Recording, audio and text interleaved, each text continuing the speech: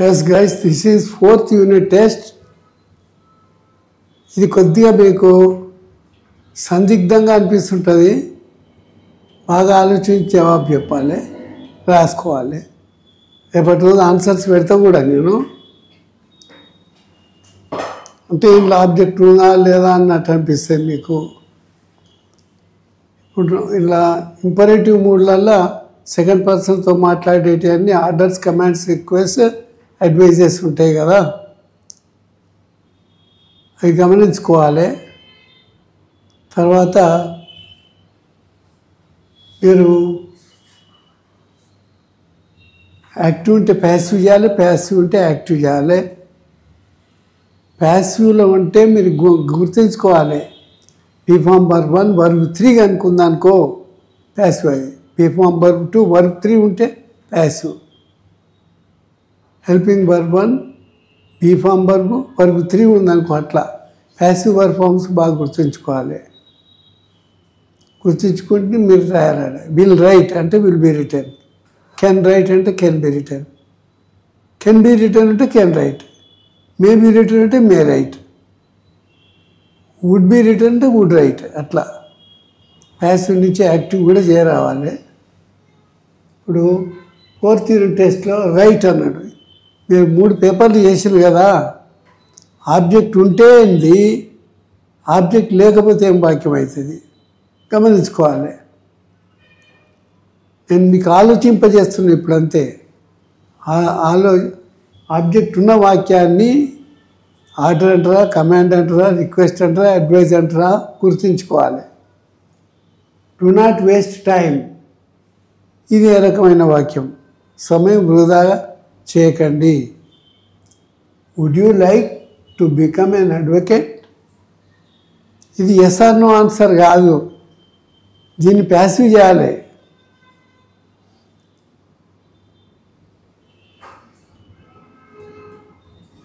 ఇది కొద్దిగా ఆలోచించేయండి, రేపు ఆన్సర్ నేను పెడతా కూడా. ప్లీజ్ కీప్ సైలెన్స్, ఇది మీకు తెలుసు. ప్లీజ్ అన్నా, కుడ్ యూ అన్నా, వుడ్ యూ అన్నా రిక్వెస్ట్ అని. India has been maintaining peaceful life. ఎప్పుడైనా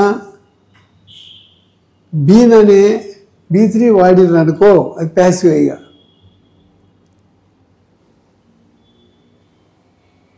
బాగా గమనించుకోవాలి. బీన్ లేకపోతే యాక్టివ్. ఇది ప్యాసివా యాక్టివ్ ఆలోచించండి. India has been maintaining, has been writing, ఇది కంటిన్యూషన్ ఉందా? బీన్ అనగానే ప్యాసివ్ అని మీరు అనుకోవడానికి మరి ఆబ్జెక్టు ఇక్కడ బై లేదు, ఆబ్జెక్ట్ ఉంది కానీ బై లేదు. మరి ఇది కంటిన్యూస్లో ఉన్నదా? ఇది ప్రజెంట్ పర్ఫెక్టా, పాస్ట్ పర్ఫెక్ట్, ప్రజెంట్ పర్ఫెక్ట్ కంటిన్యూసా, పాస్ట్ పర్ఫెక్ట్ కంటిన్యూసా, ఫ్యూచర్ పర్ఫెక్ట్ కంటిన్యూసా? హ్యాజ్ అని వాడినరు, బాగా గమనించుకోవాలి. ఈజీగా గుర్తుపట్టాలి అంతే. హ్యాస్ బీన్ రైటింగ్ అని ఉందనుకో, అదే present perfect continuous, no passive. అట్లా ఇదాన్ని గమనించుకోవాలి. Terrorist are shot down, shoot, shot, shot వల్ల బీఫామ్ వర్బ్ 1 వచ్చింది, వర్బ్ 3 వచ్చింది. గమనించుకోండి, అది యాక్టివా ప్యాసివా. Next, Chandrababu Naidu took in oath 4th time as CM. ఇందులో సబ్జెక్ట్ ఉంది, వర్బ్ ఉంది, ఆబ్జెక్ట్ కూడా ఉంది.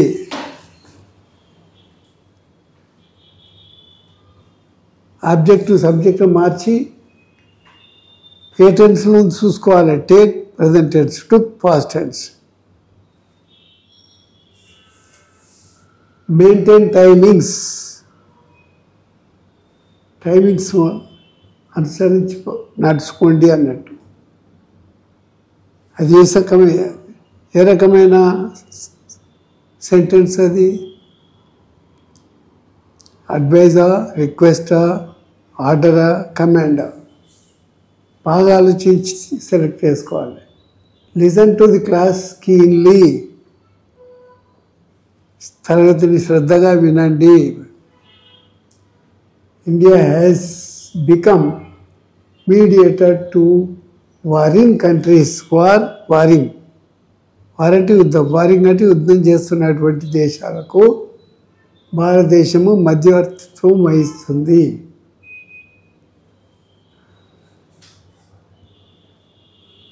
ఇండియా హ్యాస్ బికమ్ అయింది, మధ్యవర్తి అయ్యింది అన్నమాట. Mediator to warring countries.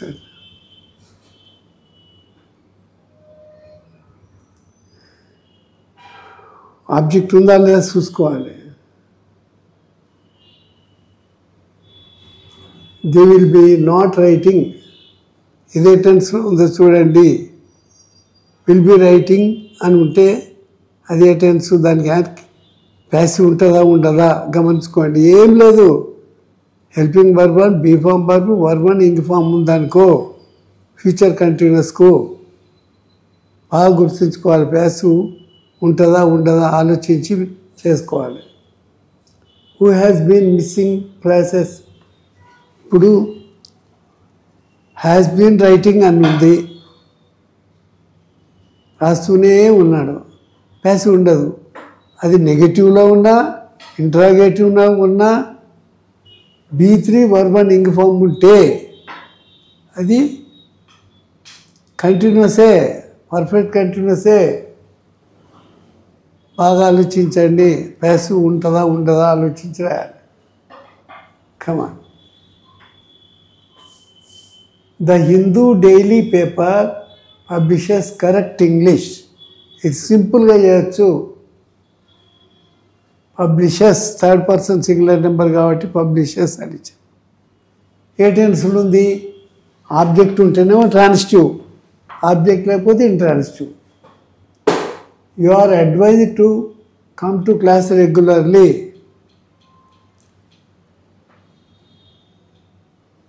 Muslims had been ruling TS for 700 years. Let the ladies be taken tickets first.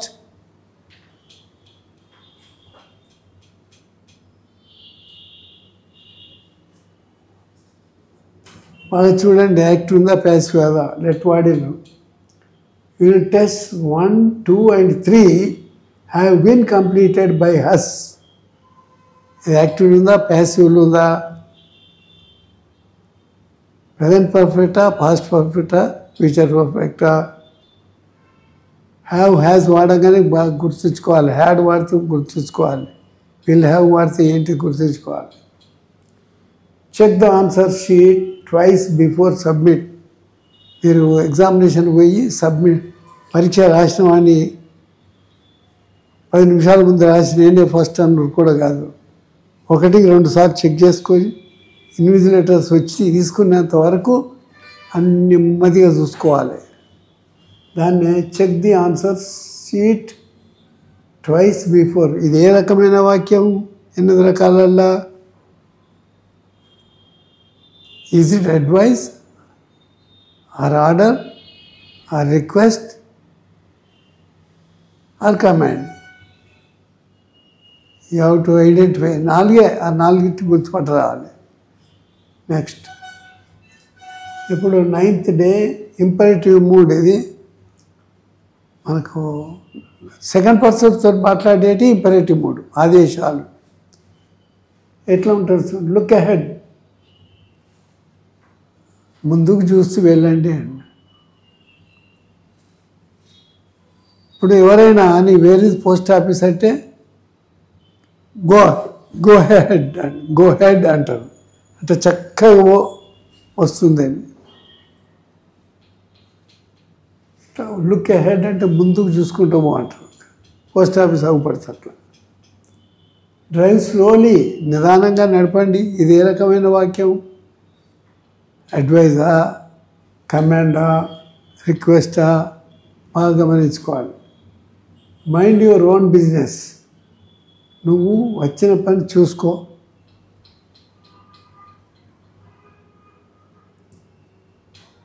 అది ఏ రకమైన వాక్యం? గో బ్యాక్, వెనుకకు వెళ్ళండి. టేక్ కేర్ ఆఫ్ హిమ్, అతన్ని లేదా ఆమెను జాగ్రత్తగా చూసుకోండి. రైట్. జనరల్ నాలెడ్జ్ క్వశ్చన్స్ ఇవి.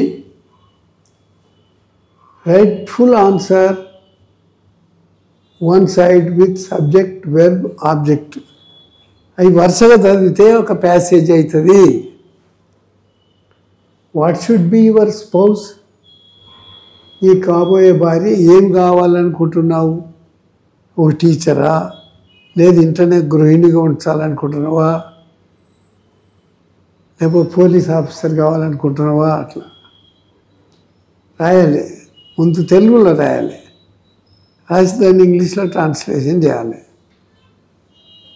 నా కాబోయే భార్య ఒక ఉపాధ్యాయురాలు కావాలనుకుంటున్నా అని నువ్వు అనుకున్నావు అనుకో, అప్పుడు ఇంగ్లీష్లో దాన్ని చేయాలి. సబ్జెక్ట్, వెర్బ్, ఆబ్జెక్ట్ మార్చాలి. ఐ వాంట్, నేను కోరుతున్నాను. మై వుడ్ బి వైఫ్, కాబోయే భార్య. టు బీ ఏ టీచర్, ఒక టీచర్ ఉండాలనుకుంటున్నాం. ఏదైనా ఏ సాఫ్ట్వేర్ ఇంజనీర్, ఏ డాక్టర్, ఏ స్థాయిలో ఉండాలనుకుంటున్నావు అది. Do you like educated wife or not? అసలు చదువుకున్న భార్య అంటే నీకు ఇష్టమేనా లేదా? కొందరు ఏం చదివేందుకు అని అంటారు ఆడవాళ్ళకి, అని తప్ప. అది మీరు వింటుంటారు, ఇల్లాలు చదువు ఇంటికి వేలు కానీ. అంటే చిన్న పిల్లలు తల్లితోటే ఆ స్కూల్కి పోయే వరకు తల్లే ప్రథమ గురువు. కాబట్టి తల్లి చదువుకున్నట్టయితే చిన్నపిల్లలకు మంచి పాటలు, మాటలు, ఆటలు నేర్పుతుంది. కాబట్టి ఆలోచించుకోవాలి, చదువుకున్న భార్య నీకు ఇష్టమా కాదా అని. Would you like him or her to be more educated then you are not? ఈ మగవాళ్ళు ఏమనుకుంటారు, ఆడవాళ్ళు మనకంటే ఎక్కువ చదివితే మన మాట విన్నారండి. ఆడవాళ్ళు ఏమన్నా ఎక్కువ చదివినామనుకో అసలు ఇన్ఫీరియర్ కాంప్లెక్స్, సుపీరియర్ కాంప్లెక్స్ అని వస్తుంది. ఎక్కువ చదువుకున్న భార్య ఉంటే భర్తను లెక్క పెట్టదేమో అని భయపడతారన్నమాట. సో అది అందుకొస్తే అండి, వుడ్ యూ లైక్ హిమ్? ఒకవేళ if you are a girls to girl or a lady, అతను నీకంటే ఎక్కువ చదువుకోవాలనుకుంటున్నావా? If you are a gentlemen, నువ్వు ఒకవేళ మేల్ స్టూడెంట్ ఆర్ పర్సన్, మగవాడు అయితే కాబోయే భార్య నీకంటే ఎక్కువ చదువుకుంటే నీకు ఇష్టమేనా? అట్లా అతను ఆమె నీకన్నా ఎక్కువ చదువుకున్నట్లయితే అభ్యంతరం కాదా? మొన్న సమ్మర్ బ్యాచ్లో పిల్లలు 8th, 9th క్లాస్ పిల్లలు, మగపిల్లలేమో I want like my would be spouse more educated than me అని. నాకన్నా కాబోయే భార్య ఎక్కువ చదువుకోవడం నాకు ఇష్టం లేదని చెప్తాను. వుడ్ యూ డామినేట్ హర్ అంటే ఎస్ ఐ డామినేట్ అంటారు మగపిల్లవాళ్ళు. ఆడపిల్లలదేమో నో ఐ వోంట్ డామినేట్ అంటారు. అంటే ఇది జన్మతః మగవాళ్ళకి ఆడవాళ్ళకి 90% ఉంటుంది అన్నమాట. మగవాళ్ళు ఆర్ యూ మ్యారీడ్? పెళ్ళి అయిందని నో ఐఎమ్, పెళ్ళి కాదనుకో నో ఐఎమ్ అన్మ్యారీడ్ అన్నాడు. పెళ్ళి అయితే ఎస్ ఐఎమ్ మ్యారీడ్ అన్నాడు. What is your spouse? ఈ భార్య ఏం చేస్తుంది? వాట్ అంటే ఏమిటి అంటే ఏ పని చేస్తుంది అన్నట్టు. వాట్ ఈజ్ యువర్ స్పౌజ్ అంటే ఆమె ఇంట్లోనే ఉంటేనే ఇల్లాలు. My wife is house wife అన్నారు. ఆమె ఒక టైలరింగ్ చేస్తుంది అనుకో ఇంట్లోనే, my wife is house wife and tailor too. ఒక టీచర్ అయితే my spouse is a teacher. ఒక డాక్టర్ అయితే my spouse is a doctor. అట్లా రాయాలి ఏ పని చేస్తే అది. How many children you got? అసలు పెళ్ళే కాలేదనుకో, ఐఎమ్ అన్మ్యారీడ్, కథం జవాబు అంతే. ఒకవేళ పిల్లలు ఉంటే I got 2 children, I got 1 son. ఆడవాళ్ళైనా మగవాళ్ళైనా జవాబు రాయొచ్చు. మీకు ఎంతమంది పిల్లలు, వారిని ఏమి కావాలి, వారిని ఏం చేయాలనుకుంటారు, నువ్వు ఏం కావాలి, ఏం పని చేయాలనుకుంటారు భవిష్యత్తులో. కొందరు కానిస్టేబుల్, కొందరు పోలీస్ కావాలనుకుంటారు, కొందరు డాక్టర్లను చేయాలి అనుకుంటారు, కొందరు వాళ్ళ పిల్లల్ని టీచర్లను చేయాలనుకుంటారు, కొందరు ఆర్మీలో పంపాలనుకుంటారు. అట్లా మీరు రాయొచ్చు, మా పిల్లల్ని సైన్యంలో పంపాలనుకుంటున్నాను అంటే ఐ వాంట్ టు బీ ఉండాలని. అట్లా as a teacher, as a soldier, as a doctor అట్లా రాయాలి. ప్రిపోజిషన్స్ ఇవి. కంకర్ విత్ అంటారు అంటే to agree with others opinion, ఇతరుల యొక్క ఉద్దేశాన్ని అంగీకరించడము అన్నట్టు. I concur with the state government proposal of opening skill training centres. ప్రభుత్వము నైపుణ్య శిక్షణ కేంద్రాలను, స్కిల్ ట్రైనింగ్ కాలేజ్ ఓపెన్ చేస్తున్నారు రేవంత్ రెడ్డి గారు, మన తెలంగాణ ముఖ్యమంత్రి. దాన్ని ఐ అగ్రీ, నేను ఒప్పుకుంటున్నాను with the others opinion. I concur with the state government proposal of opening skill training centres. ప్రభుత్వం యొక్క నైపుణ్య శిక్షణ కేంద్రములను తెరిచి నైపుణ్య శిక్షణ ఇవ్వడం అనే విషయాన్ని నేను స్వాగతిస్తున్నాను. ఏదైనా పని నేర్చుకున్నానుకో, అక్కడికి రోడ్ల మీద తిరిగే బదులు ఆ పని అన్నా చేస్తారు కదా. సపోజ్ సెల్ ఫోన్ రిపేరింగ్ నేర్పిస్తారు ఫ్రీగా. అది ట్రైనింగ్ చేస్తే కనీసం సెల్ ఫోన్లు రిపేరింగ్ సెంటర్ అన్న పెట్టుకుంటారు, బతుకుతారు. అట్లా టైప్ రైటింగ్ కానీ, టైలరింగ్ కానీ, రేడియో మెకానిజం కానీ, కంప్యూటర్స్ మెకానిజం కానీ అవి నేర్చుకుంటే మంచి డిమాండ్ ఉంటుంది. అటువంటి నేర్చుకోవడం వల్ల వాళ్ళకు జీవనోపాధి ఏర్పడుతుంది. అందుకోసం ఆలోచన రావడం చాలా మంచిది. టు బీ లేడ్ అప్ అంటే పడక నుంచి లేవలేకపోవడం, జ్వరం వచ్చి పడుకొని లేస్తున్నాను, అటువంటి పరిస్థితిని లేడప్ అంటారు. పడకేసిండ్రు అని అంటారు ఆంధ్రలో అయితే. ఆయనే పడకేసి లేస్తలేడంటే పడుకున్నాడు, ఇక లేస్తలేడు, జ్వరం తక్కువైనాక లేస్తాడు అని. Mr Mohan Rao is suffering from cold fever